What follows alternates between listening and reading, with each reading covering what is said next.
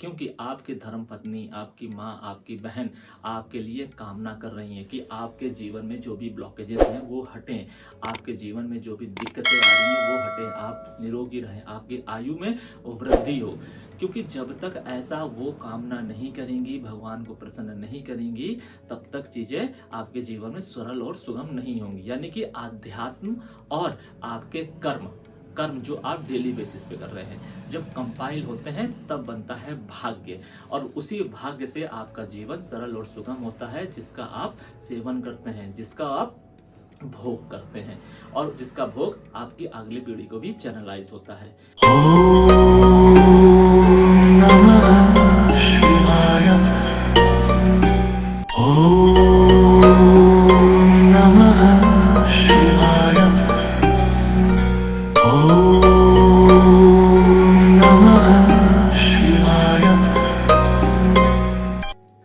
क्या आप जानते हैं, छठ पर्व को सूर्य और छठ मैया का ऐसा महापर्व माना जाता है जहां व्रती सीधे सूर्य देव से संवाद करता है।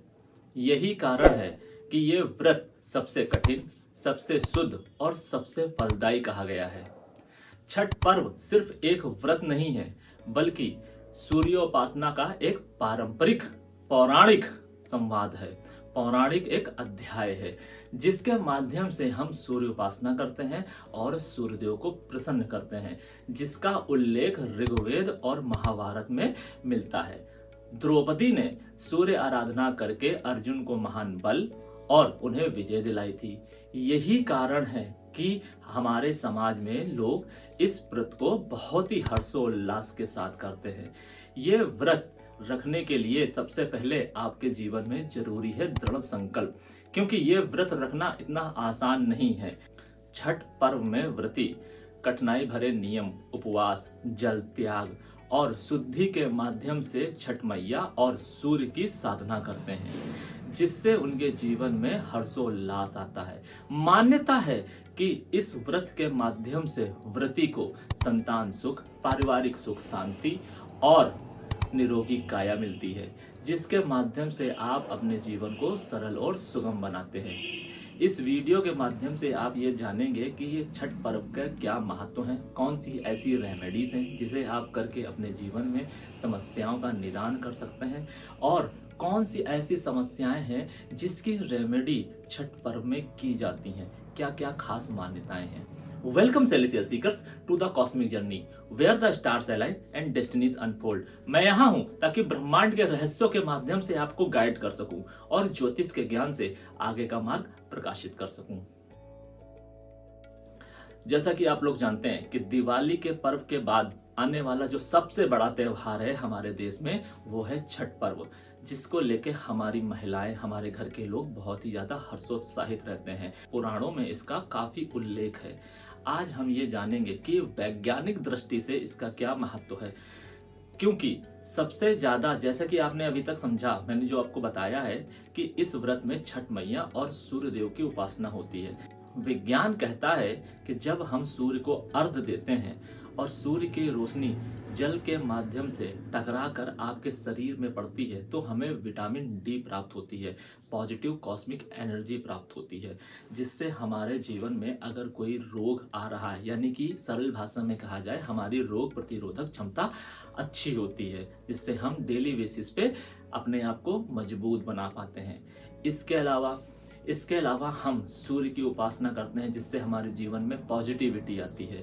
शास्त्रों में इस व्रत की कई मान्यताएं हैं, कई कथाएं हैं। जैसे बोला जाता है कि सूर्य पुत्र कर्ण ने सबसे पहले ये साधना की थी, और ये भी कहा जाता है दूसरी कथा के रूप में कि जब भगवान श्री राम और सीता मैया वनवास करके अयोध्या आए थे, उसके बाद उन्होंने कार्तिक के शुक्ल पक्ष की षष्ठ को जब ये व्रत किया था, यानी कि सूर्य आराधना की थी, तो उन्होंने अपने लिए राज सुख और जन कल्याण की कामना की थी, और वही जन कल्याण, वही राज सुख उनको सूर्य देव के माध्यम से आशीर्वाद के रूप से मिला।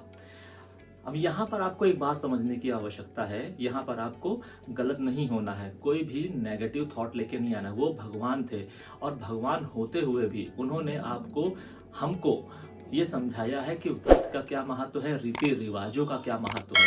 जिन रिवाजों को आज के समय में लोग भूल रहे हैं या उसमें अपनी सहूलियत के हिसाब से, कन्वीनियंट के हिसाब से उसमें हस्तक्षेप कर रहे हैं, जो कि गलत है। अगर आप ऐसा करेंगे तो आपको जो पूर्णतया फल मिलता है वो नहीं मिलेगा। इसके अलावा ये भी कहा जाता है कि द्रौपदी ने भी ये व्रत रखा था, जिससे उनके जीवन में चिंताएं, दुख की समाप्ति हुई थी और उनको महाभारत जैसे बड़े युद्ध में विजय मिली थी। अब यहाँ पर सवाल ये भी उठ के आएगा कि द्रौपदी ने तो युद्ध लड़ा ही नहीं था। नहीं, जिस तरीके से हमारे घर में पुरुष लोग बाहर कमाने जाते हैं, युद्ध वगैरह जो भी है वो पुरुष करते हैं, उसी तरीके से महिलाओं का भी उतना ही योगदान होता है पूजा आराधना के माध्यम से अपने पतियों को, अपने भाइयों को, अपने लोगों को बल प्रदान करना। तो अगर आप ये समझते हैं कि आप बाहर जाके धन कमाते हैं, आप घर में संरक्षण देते हैं, तो सारा कार्य आप कर रहे हैं, तो आप गलत हैं। क्योंकि आपकी धर्मपत्नी, आपकी माँ, आपकी बहन आपके लिए कामना कर रही हैं कि आपके जीवन में जो भी ब्लॉकेजेस हैं वो हटें, आपके जीवन में जो भी दिक्कतें आ रही हैं वो हटें, आप निरोगी रहें, आपकी आयु में वृद्धि हो। क्योंकि जब तक ऐसा वो कामना नहीं करेंगी, भगवान को प्रसन्न नहीं करेंगी, तब तक चीजें आपके जीवन में सरल और सुगम नहीं होंगी। यानी कि आध्यात्म और आपके कर्म जो आप डेली बेसिस पे कर रहे हैं, जब कंपाइल होते हैं तब बनता है भाग्य, और उसी भाग्य से आपका जीवन सरल और सुगम होता है, जिसका आप सेवन करते हैं, जिसका आप भोग करते हैं, और जिसका भोग आपकी अगली पीढ़ी को भी चैनलाइज होता है। चलिए अब हम ये जानते हैं कि छठ पर्व में हमें ऐसी कौन सी रेमेडी करनी चाहिए। सबसे पहले तो आप ये समझिए कि जैसे मैंने अभी आपको बताया है कि छठ पर्व में सूर्य उपासना का एक बहुत बड़ा महत्व है, पौराणिक कथा है, पौराणिक महत्व है। क्यों महत्व है? क्योंकि छठ पर्व में ही लोग सूर्य को मॉर्निंग में यानी कि उगते सूरज को अर्घ्य देते हैं और डूबते सूरज को भी अर्घ्य देते हैं, जबकि ये कार्य हम डेली बेसिस पे भी कर सकते हैं। क्योंकि उगते सूर्य को अर्घ्य देना और डूबते सूर्य को अर्घ्य देने के अपने अपने फायदे हैं, अपने अपने महत्व हैं। क्या है वो महत्व? जैसे अगर आपके जीवन में संतान से रिलेटेड कोई दिक्कत है या पारिवारिक सुख शांति आपके घर में नहीं है, तो आपको डूबते हुए सूर्य को अर्घ्य देना है, अपनी संतान का नाम लेके, और सूर्यदेव को नमन करना है। ऐसा अगर आप करेंगे तो आपके जीवन में संतान सुख से रिलेटेड कोई समस्या आ रही होंगी तो वो दूर होंगी।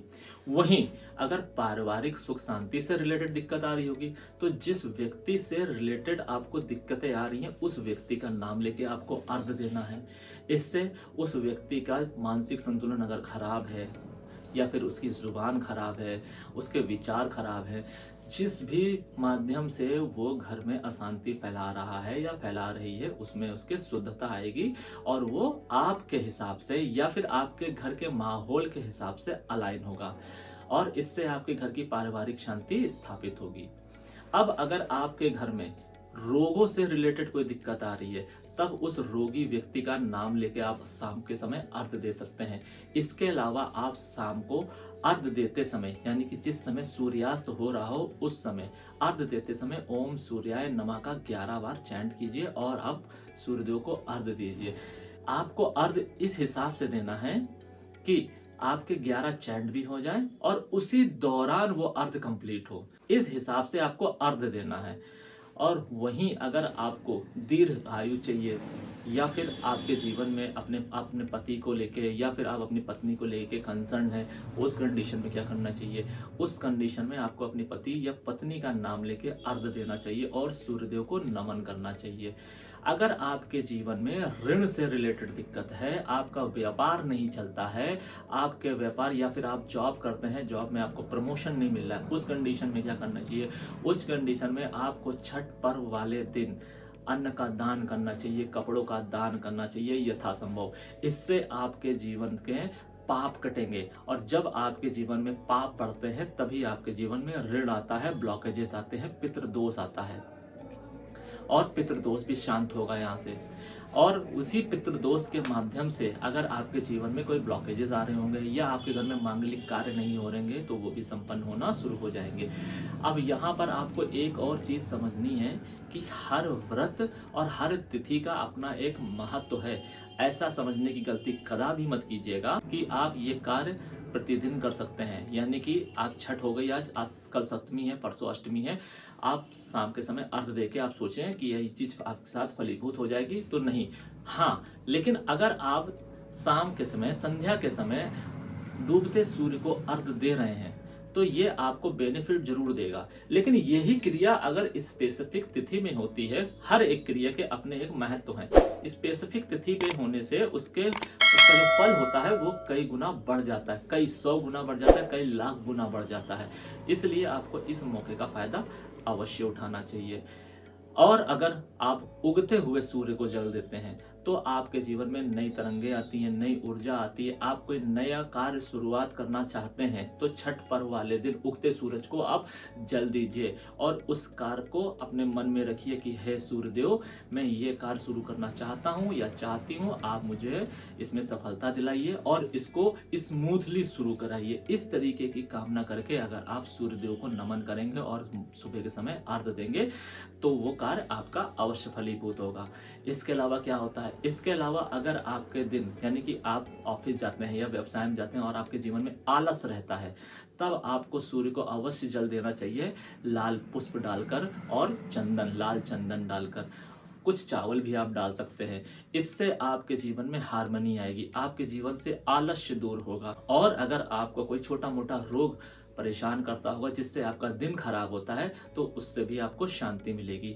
अगर आप धन की कामना करते हैं तब आपको क्या करना चाहिए, तब आपको छठ पर्व वाले दिन व्रती को जल में लाल चंदन, लाल पुष्प और कुछ अक्षत हमेशा ध्यान रखिए कि टूटे हुए ना हो, यानी कि चावल डाल के सूर्यदेव को अर्घ देना चाहिए और सूर्य गायत्री मंत्र का जाप करना चाहिए 11 बार। और अगर आप ऐसा करेंगे तो आपके जीवन में धन का आगमन होगा। धन से रिलेटेड जो भी ब्लॉकेजेस होंगी वो दूर होंगी। आपने किसी को धन दिया होगा तो वो भी वापस आता है, बस आपका भाव शुद्ध होना चाहिए। इस तरीके की रेमेडीज करके आप छठ पर्व में अपने लिए, अपनी संतान के लिए, अपनी पारिवारिक सुख शांति के लिए, ऋण से रिलेटेड, अपनी तरक्की से रिलेटेड, अपने लाइफ पार्टनर की आयु और तरक्की से रिलेटेड आप रेमेडीज कर सकते हैं। ये वो सामान्य रेमेडी है जिसे छठ पर्व में की जाती है, जो हमारे बुजुर्ग लोग हमें बता कर गए हैं, जिसे शायद आज के समय में लोग भूल चुके हैं क्योंकि वो कन्वीनियंट भरी लाइफ चाहते हैं। या फिर आप ये भी समझ लीजिए, ये भी होता है कि ये व्रत इतना कठिन है कि हम लोग यही समझते हैं, यही सोचते हैं, यही हम लोग का मेन मंतव्य होता है कि ये व्रत किसी तरीके से पूर्ण हो जाए, क्योंकि ये व्रत बहुत कठिन भी है, जलत्याग भी है। मन की शुद्धता बहुत ज्यादा जरूरी है, क्योंकि मन की शुद्धता के माध्यम से ही छठी मैया प्रसन्न होती हैं और उसी माध्यम से ही सूर्यदेव की साधना कंप्लीट होती है। अब एक ही दिन की साधना में आप छठ मैया और सूर्य देव को मनाने जा रहे हैं तो आपको इतना तो करना पड़ेगा। ऐसा अगर आप करेंगे तो छठ मैया और सूर्य देव के माध्यम से आपके जीवन में हार्मनी आएगी। तो देखा आपने किस तरीके से ये एक सामान्य पर्व नहीं है, ये महापर्व है और इसका लाभ आपको अकेले नहीं उठाना है। आप अगर कोई भी ज्ञान किसी भी व्यक्ति को देते हैं और उसके जीवन में किंचित मात्र भी पॉजिटिव चेंज आता है तो इसका पुण्य भी आपको मिलता है। तो इस ज्ञान को आपको अकेले नहीं यूज करना है, इसका भी आप भोग कीजिए अपने परिवार के साथ, अपने इष्ट मित्रों के साथ। इस वीडियो को अपने इष्ट मित्रों को साझा कीजिए, परिवार को साझा कीजिए। अगर उनके जीवन में संतान, पारिवारिक सुख शांति, व्यापार, ऋण से रिलेटेड कोई भी दिक्कतें हैं या फिर छोटी मोटी बीमारियों से वो परेशान हैं तो उनको बताइए, कैसे भी करके बताइए, वीडियो साझा करके बताइए, या फिर जो भी मैंने रेमेडी बताई है ये रेमेडी आप अपने मुखमंडल के द्वारा उनको बता सकते हैं। आप उनका भला कीजिए और आप अपने जीवन में पुण्यों का आगमन कीजिए, पुण्य कमाइए। क्योंकि अगर आप ऐसा करेंगे, क्योंकि हम जाने अनजाने में डेली बेसिस पे बहुत सारे कृत्य ऐसे कर देते हैं जो पाप बन जाते हैं, और उन पापों की छटनी कैसे हो सकती है, आपके पुण्यों के माध्यम से। आपके पाप अगर ज्यादा होंगे तो आपके जीवन में ब्लॉकेजेस आएंगी, प्रॉब्लम्स आएंगी, अनसर्टेन प्रॉब्लम्स आएंगी, लॉसेस आएंगे।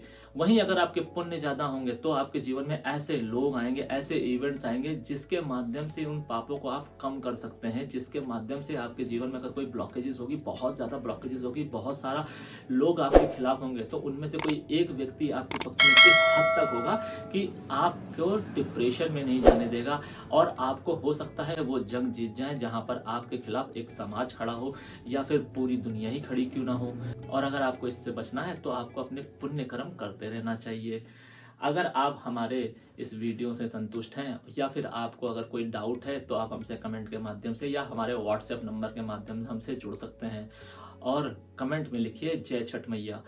आपके जीवन में हारमोनी आए, ये हमारा प्रथम प्रयास रहता है। अगर आपको इस वीडियो में कुछ ऐसा है जो समझ में नहीं आया है, या आप इस दिन कोई तांत्रिक, सात्विक तांत्रिक की मैं बात कर रहा हूँ, सात्विक तंत्र की कोई रेमेडी करना चाहते हैं, या आपके जीवन में जो भी मैंने चीजें बताई हैं इसके अलावा कोई दिक्कत है, तो उसका यूज आप कैसे कर सकते हैं, कौन सी ऐसी रेमेडी है जिसे आप करके अपनी उस प्रॉब्लम को काफी हद तक कम कर सकते हैं या खत्म कर सकते हैं। ये डिपेंड करेगा कि वो प्रॉब्लम कितनी पुरानी है, वो प्रॉब्लम आपके ग्रहों की वजह से आई है या आपके निर्णय की वजह से आई है। इस पर बहुत सारी चीजें निर्भर करती हैं। तो अगर वो आपके प्लानिट की वजह से आई होंगी तो उसको मैं खत्म करवा सकता हूँ, निर्णय की वजह से आई होंगी तो उसको मैं कम करवा सकता हूँ, रेमेडी के माध्यम से और सात्विक तंत्र के माध्यम से। अगर आपको अपने जीवन से रिलेटेड छठ पर्व के वाले दिन कोई सात्विक तंत्र करना है जिससे आप प्रॉब्लम में जूझ रहे हैं, जिस भी प्रॉब्लम से आप जूझ रहे हैं, तो आप हमसे कमेंट या व्हाट्सएप के माध्यम से कांटेक्ट कर सकते हैं। आज के लिए फिलहाल इतना ही। सेलेस्टियल एनर्जीज आपका मार्गदर्शन करें और आपके आगे के सफर को प्रकाशित करें। शरणम।